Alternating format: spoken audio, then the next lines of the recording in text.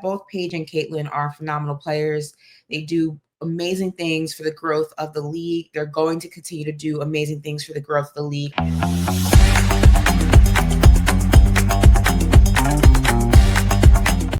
Hello, everybody, and welcome to We Need to Talk Now, presented by AT&T. I am Ashley Nicole Moss, and I am joined by one of our favorite guests, my girl, Erica Ayala. Where in the world are you, Erica? Because I'm hearing broadcast noise, I'm hearing game organs, I'm hearing basketballs, I'm hearing all sorts of things. Where are you at?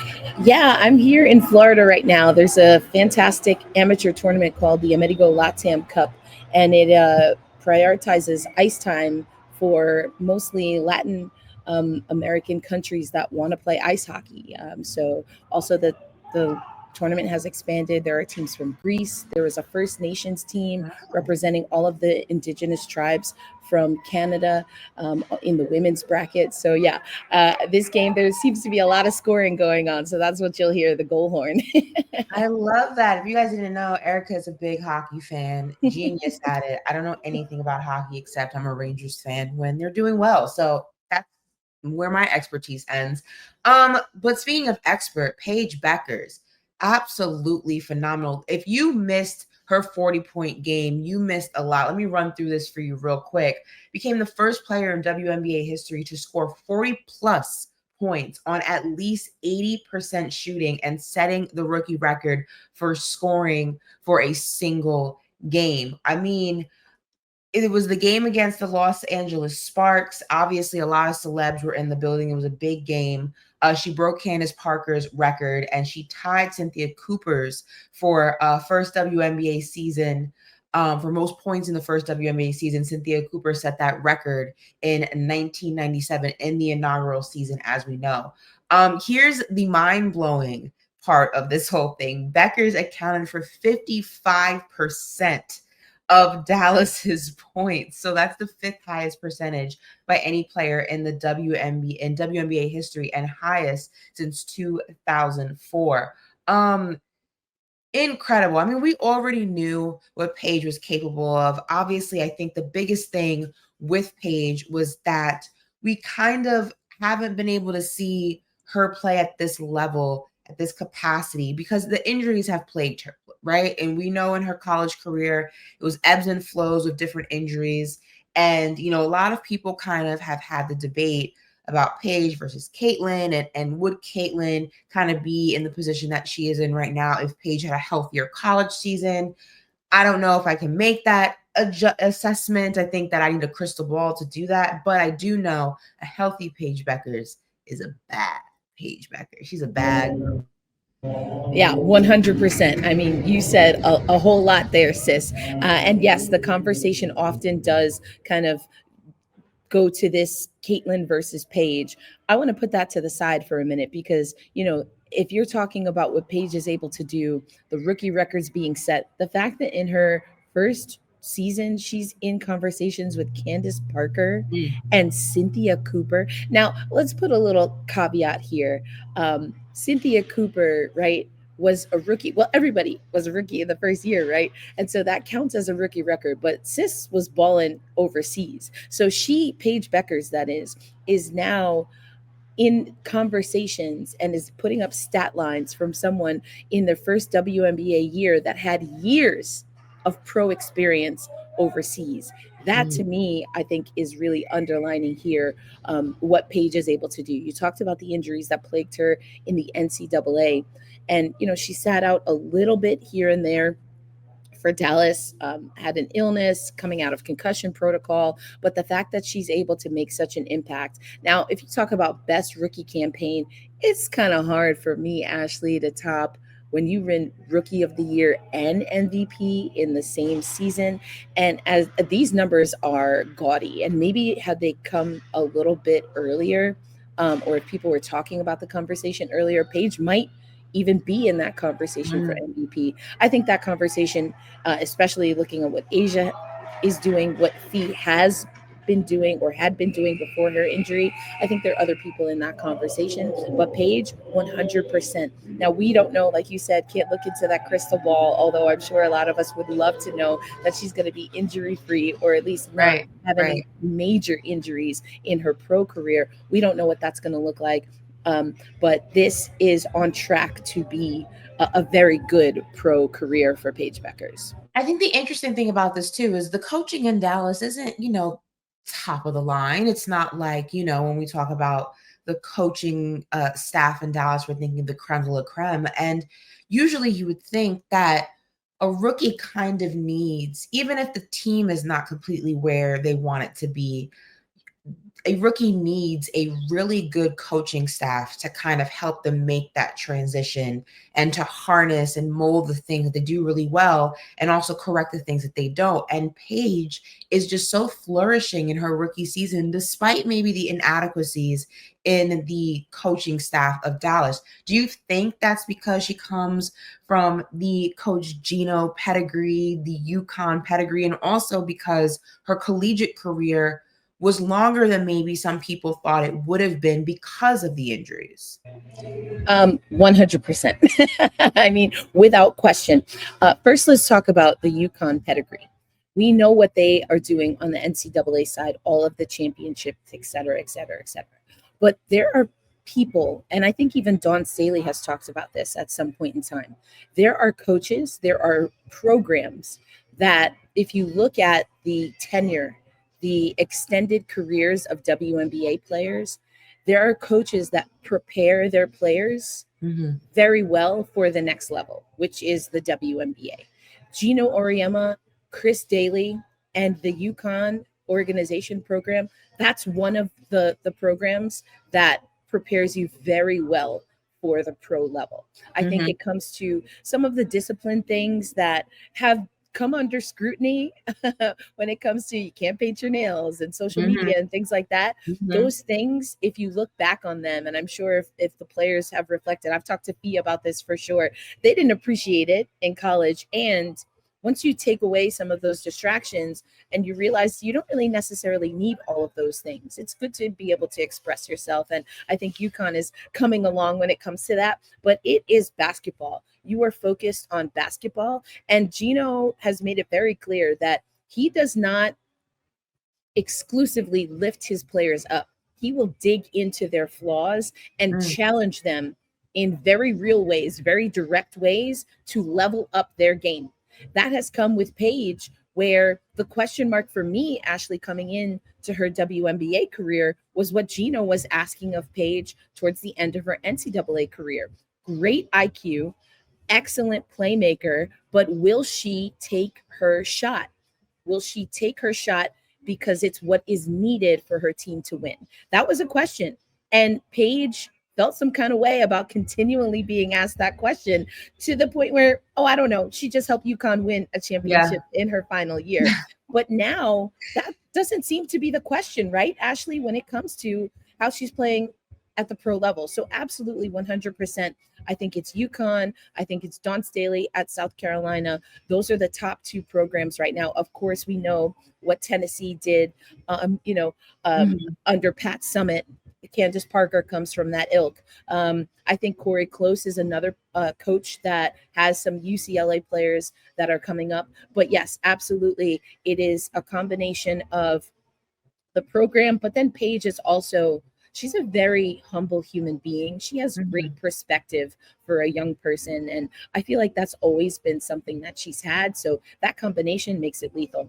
Yeah, hindsight is 2020, and looking back, Coach Gino knew a thing or two. Look, before we move on, obviously, we just want to remind everybody that both Paige and Caitlin are phenomenal players. They do amazing things for the growth of the league. They're going to continue to do amazing things for the growth of the league. Obviously, Caitlin's sophomore year has been plagued by injury. That's something that Paige knows very well from her collegiate career.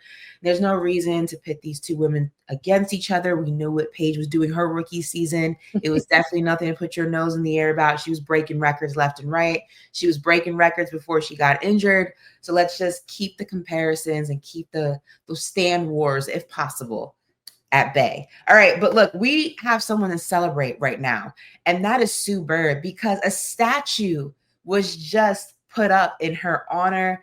It was absolutely incredible. It was a very good statue because, statues are hit or miss these days. All right. I live in Miami and that D Wade statue still gives me nightmares every time I drive past it.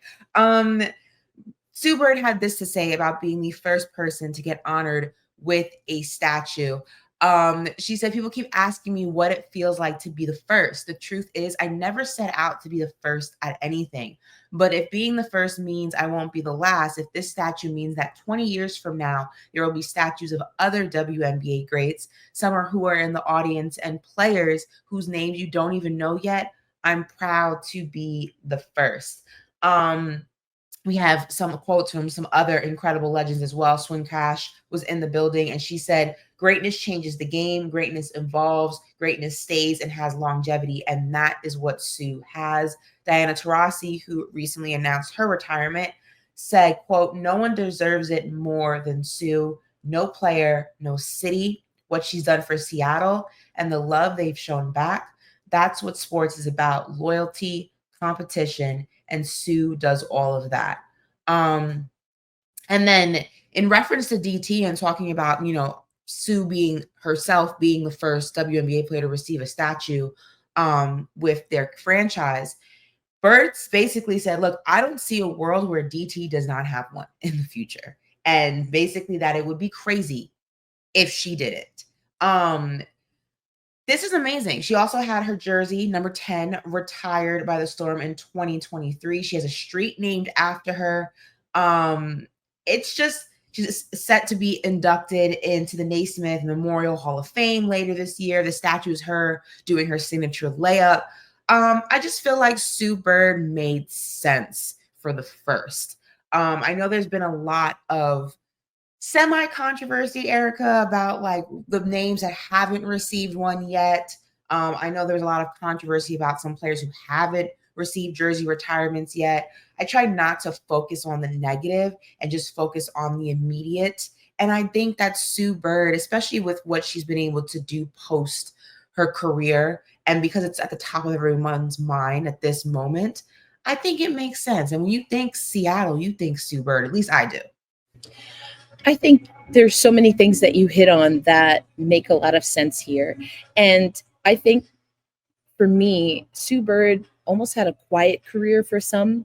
She comes up there is a little bit of a dark period comparative to what we're seeing right now in just everyone's talking about women's sports, and the WNBA has been leading the charge when it comes to talking about women's sports. So we can take for granted the fact that players in Sue Bird's time, as she was coming into the league, they didn't have all this fanfare. And there weren't, like she said, there was no expectation. Why would there be?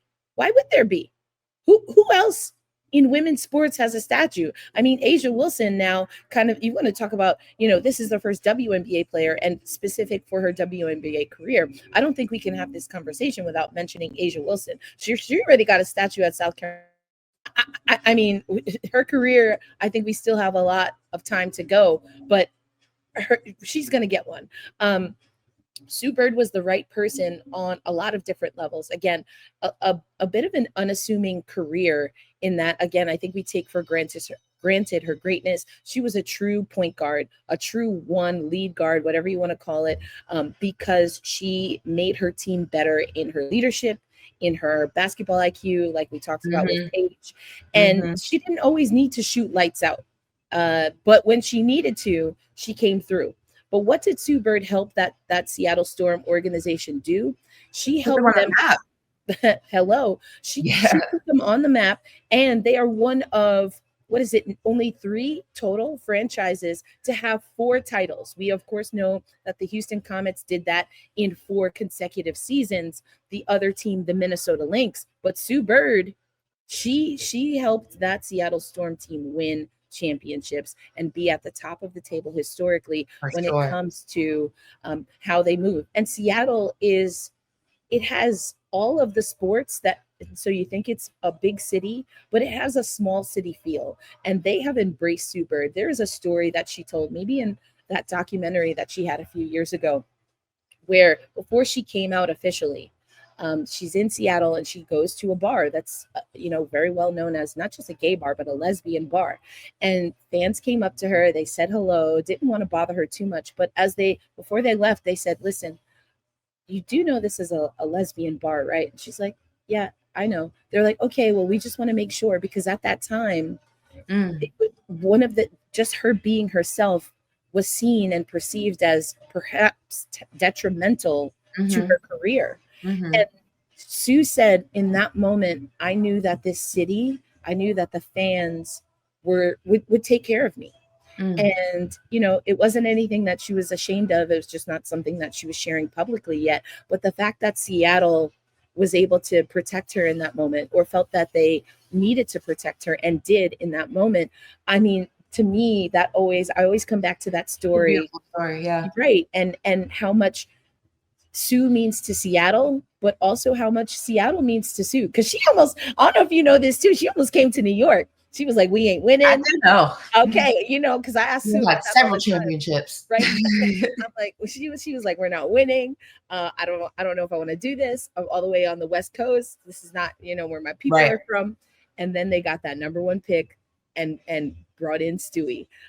So she also has poured into players like Jewel Lloyd, players like Brianna Stewart, who then did their thing in Seattle and have now moved forward. So yes, I do think in a lot of ways Sue makes sense.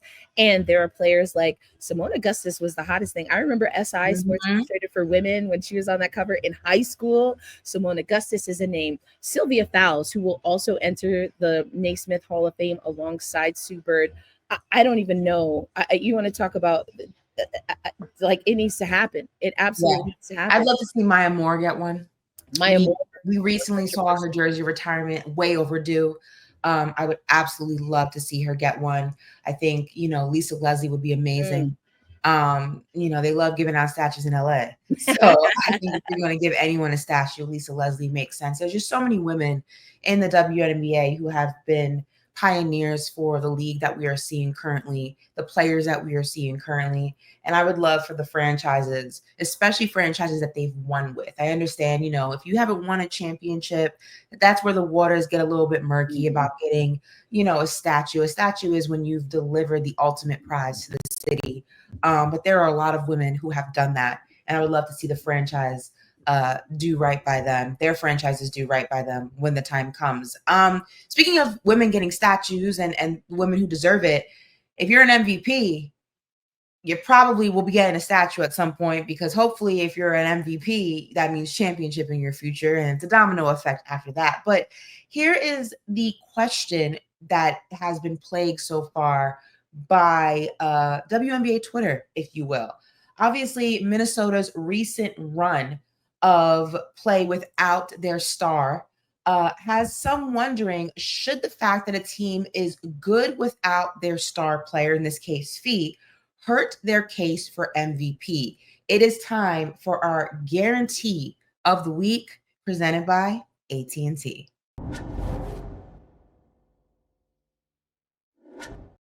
All right, so Fee's stats before her injury, she missed the last 5 games. She was averaging 23.5 points, 2.5 assists, 7.5 rebounds on 53% shooting. Now, she still leads the Lynx in points, rebounds, and steals. She leads the WNBA in points, 4th in blocks, 2nd in steals. The team is 4-2 without her. Obviously, she missed the last 6 games.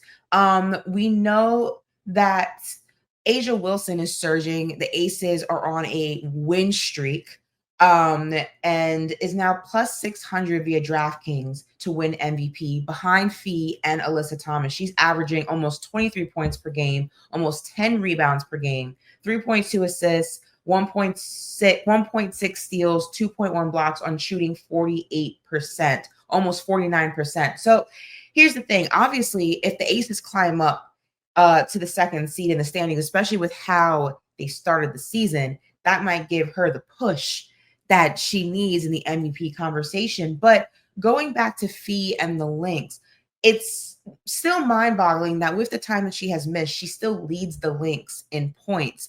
And the question has been posed, should her MVP contention be taken out of the mix because the Lynx have been able to stay afloat without her. I think, look, the numbers don't lie. And the fact that my girl's still leading in points and she's missed 6 games says a lot. But what say you, Erica Ayala?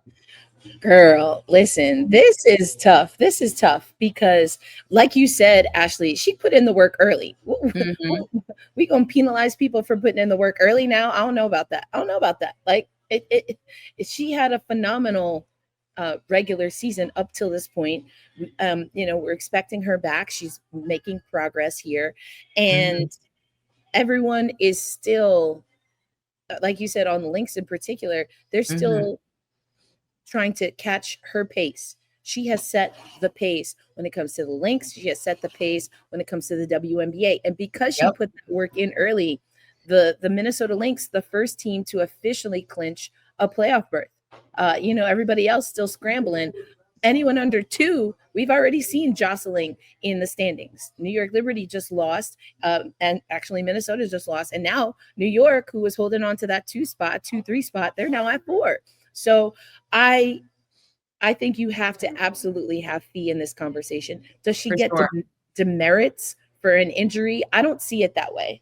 I don't think that the MVP case is it weakens because she's injured. I don't think it weakens because the Lynx are winning. That's what they're supposed to do. They're supposed to find a way to win, right? I'm somebody who believes, because we have this conversation in the NBA all the time.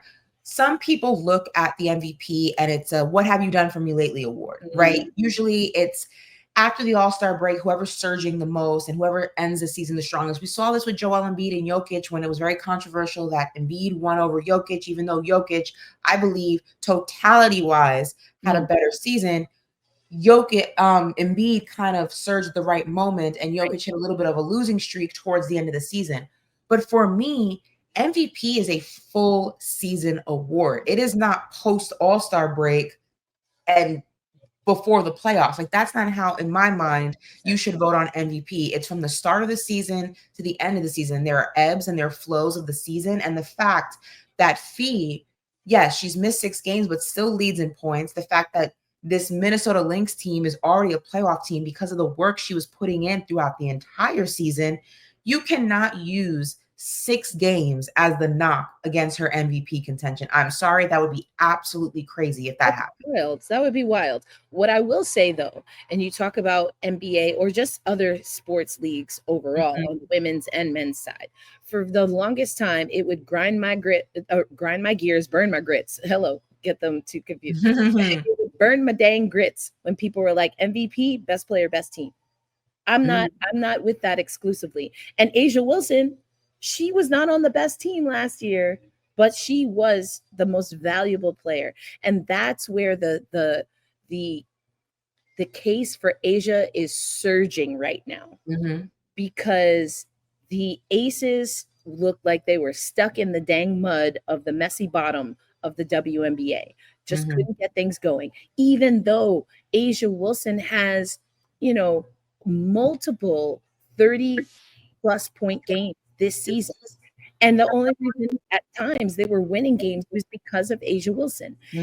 Now, the fact that A'ja Wilson is putting up gaudy numbers and the team is finally trying to get on her level, and to the fact that they could potentially have the 2 seed, yes, that makes a strong case. So I'm not. So in my opinion, does anything that happened in, like you said, the last 6 games weaken Fee's case? Absolutely not.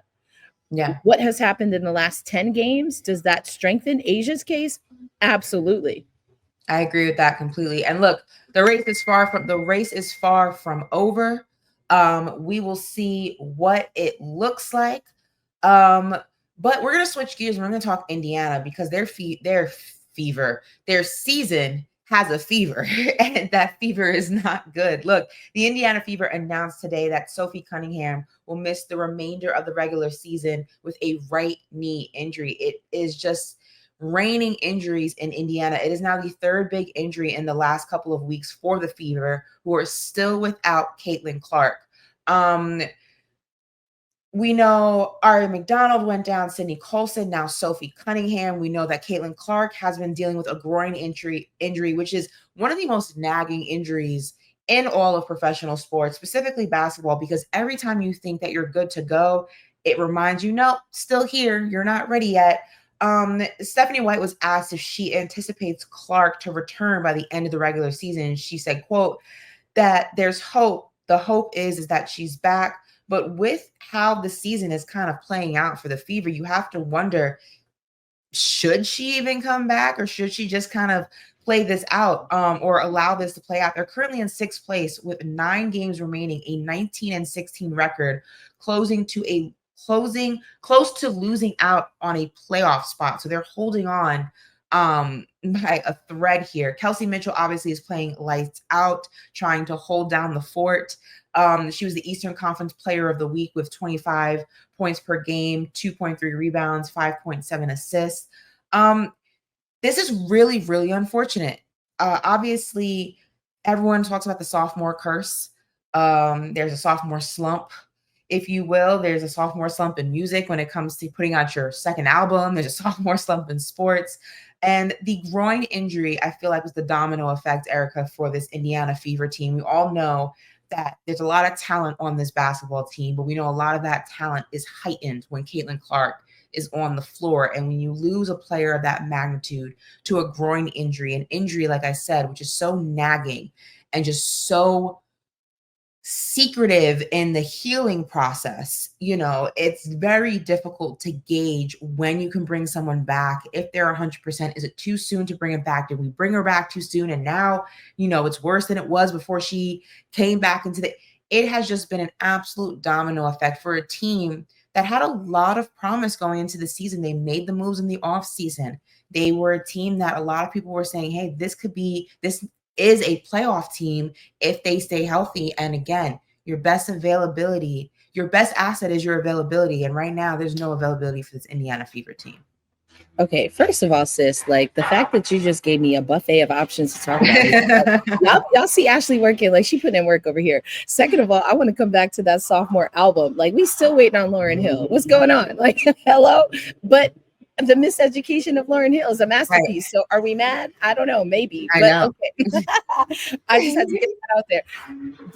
This is a really tough position for the Indiana Fever. And another point I want to make, if we're talking MVP, if this Indiana Fever makes the playoffs and Kelsey Mitchell, we got to knock on something, stays healthy, you have to consider her in an MVP conversation. Valuable, emphasis on valuable, because sis been cooking, okay? As she always does. This is a tough situation for Indiana. You're trying to manage a young star that everyone sees promise in when it comes to her future and her legacy. With that, and I'm going to keep it a buck, with that comes expectations that are often unrealistic for Caitlin Clark, for the Indiana Fever, and even for the WNBA and women around the world. Like this child has so much on her shoulders. And I hope this conversation can stay anchored in data, in what we know and what the process is for recovery. And of course, having conversations with Clark, her Indiana Fever team, but also the team that manages her, any trainers that she has, etc. Because going back to Lauryn Hill, we're not looking for just the rookie album from Caitlin Clark. Right. Okay. We want to make sure she has an entire discography. That's what it's. Yeah, there you go, girl. That's right. Let's go. I'm gonna go with this music there. I'm gonna keep it going. We want to make sure that she's healthy. There is going to be a temptation here, especially if Indiana can kind of stick around in the standings to bring her back because of all of the injuries that you mentioned. As of right now, when we're recording here, they're in that 6th spot. So you can do something in that 6th spot, especially with how the WNBA season has been going. It's been back and forth. And for me, if anyone was to ask me, I would error on the side of thinking towards the future. You have so many key players out already. Sometimes you got to work with what you got. And if you don't have 100% Caitlin Clark, is it worth it to bring her back just to get a run? Are they a team right now that realistically can make a deep run to even get to the semifinals, let alone a finals, which actually, let's also talk about this, is now a 7-game series. Right. So, I think there's a lot to manage. I do not envy the situation that Stephanie White and the rest of the Indiana Fever are in. For me, it makes sense to remain more cautious and conservative with Caitlin Clark. Yeah, I'm absolutely with you. I think that if this was a team that wasn't plagued by injury and Caitlin was the only domino that fell and everybody else was completely healthy, I feel like we'd be having a different conversation. We'd say, all right, like, bring her back. But we're talking now about their third major injury, 4 if you're including Caitlin. It's just not enough bodies for a 7-game series, especially when you're going against teams that are fully healthy and fully loaded. So we obviously wish every player on the Indiana Fever a speedy recovery. Injuries suck. They're part of the game, but they suck nonetheless. Look, before we close out today's show, we have to switch gears to a different sport. We're going to talk the NFL. And the multiple NFL teams are under fire for male cheerleaders. Okay. So some teams like Minnesota and Philadelphia are recently coming under fire for having male cheerleaders. Now, I actually tweeted about this. And I was telling everybody to just chill out, because I don't know if people are new to sports, high school sports, college sports, but male cheerleaders are not a new thing. They have been in cheerleading for a very long time. In fact, some very popular male cheerleaders include Ronald Reagan, George W. Bush, Eisenhower, Samuel L. Jackson, Kirk Douglas, Mitt Romney. I mean, the list goes on. And for people who are unaware of what male cheerleaders do in a cheer squad, they're usually the ones lifting up the flyers. They're usually at the base. They provide the strength. They provide the brawn, if you will, because obviously women naturally can't lift as much as men. That's just kind of the way it's designed. So male cheerleaders come in handy when it comes to throwing girls in the air, the flyers as they call them, and just providing more of the strength that you need to perform certain stunts. So male cheerleaders were actually first introduced in the NFL in 2018. The LA Rams had Quentin Pearson and Napoleon Jennings, the first, and they also performed at the Super Bowl in 2019, and they were first male cheerleaders to do so. So as of the 2025 season, at least 11 NFL teams have male cheerleaders on their official squad. And I also feel like this, Erica, I kind of feel like, this is no disrespect to the cheerleaders. I think, obviously, being a Cowboys fan, the Dallas Cowboys cheerleaders are extremely famous. Everybody, they have their own TV show. We know this. I have never once gone to an NFL game and focused on the cheerleaders. I couldn't even tell you what they were doing. I'm there to watch the game. So the fact that we have, these manly men, as they like to, put themselves out there and put that label on them, and macho and machismo, as we say in Miami, crying about male cheerleaders. Are you buying the ticket to watch the cheer squad, or are you buying the ticket to watch the Philadelphia Eagles? Focus on the task. You don't worry about what's going on the side. That doesn't concern you. Focus on Jalen Hurts. Focus on the offensive line. It's just picking at straws. It's ridiculous. I can't do it. Listen, I love that you mentioned machismo, which is definitely from my culture. We got it, Latins. We definitely have a lot of machismo that we have to deal with, which is just over heightened male ego. And I do want to just point this out. Machismo is a word often attached to men, but you can have machismo and not identify as a man, because it's more of a cultural thing. And I think that's what the crux of this is for me.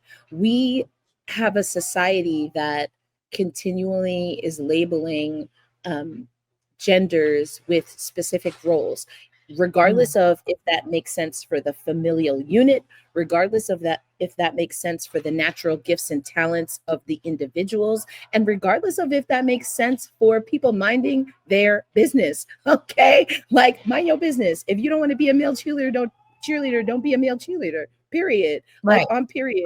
Right. What are we talking about here? I don't have an issue with this. Like you said, male cheerleaders have been a thing. And listen, if we want to talk about introducing a new style of cheerleading, because if it's not just male cheerleaders, I'll be honest, I don't know a lot about male cheerleaders, but I root for them. Okay. But if this is not just about, as you said, serving as a base and for the Flyers and, a lot of hype squads, even in the WNBA, we'll see men doing the flips and all of that stuff for the entertainment for the fans. What, like, why are we so bothered? Like, can y'all do, like, I don't understand. If you're watching this and not listening, there's a picture of the Vikings cheerleader, male cheerleader, and he's actually holding the pom pom. So he's an actual cheerleader. He's not just serving. Not that the guys who are cheerleaders and serve as the base are not, but he is more in the actual routine as a cheerleader than what the traditional role for male cheerleaders has been. And I'm also kind of like, I promise you, the players don't care. They're focused on the task. And the task is score touchdowns. The task is don't get your block knocked. And the task is walk away from that game healthy so you can play the next one. So 100%. It's just something that I feel like people love to just have a problem and much ado about nothing. Because I promise you, if this wasn't a story and you had just seen a male cheerleader on the field, it wouldn't, like, the fact that we are literally days, weeks away from the start of the NFL season, and there are men who claim again to be these rough and tough and I'm a man and rah rah rah, football, beer, wings.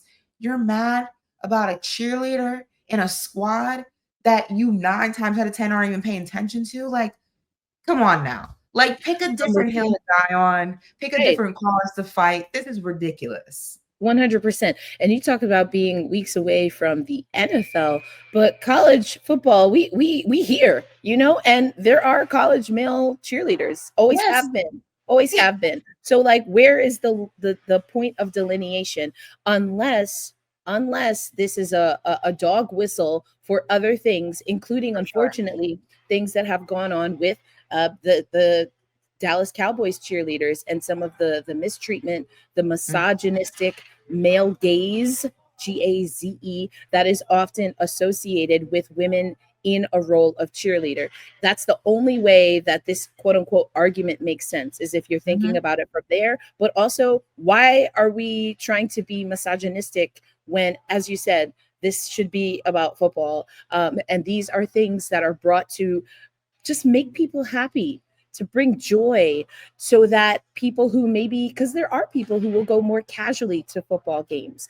And if seeing a dance routine is going to get them to sell tickets, then what's the problem? And I'm here for it. Now, matter of fact, I've never been to an NFL game. I might go just to see the male cheerleaders and be like, hey, let's shimmy shake. And on top of that, we also forget that the cheerleaders also do other outreach events and stuff on behalf of the team. And I do think that having a more diverse cheer squad represents the world in which we live in, and it brings more inclusivity into sports, and it increases the fandom of sports, it increases the interest of sports, and all the way around, that's a win. So, like, if you don't want to watch a male cheerleader, then watch the damn game. Then it's really that simple. Erica, thank you so much for joining us. It's always a good time when you come and hang out. Look, we want to remind you to follow us on our socials and make sure you are subscribed, notifications turned all the way up for our YouTube page. And at the end of the show, you have a QR code that you can scan, and that will allow you to listen to us wherever you get your pods. We're on Spotify, we're on Apple. So until next week, bye guys.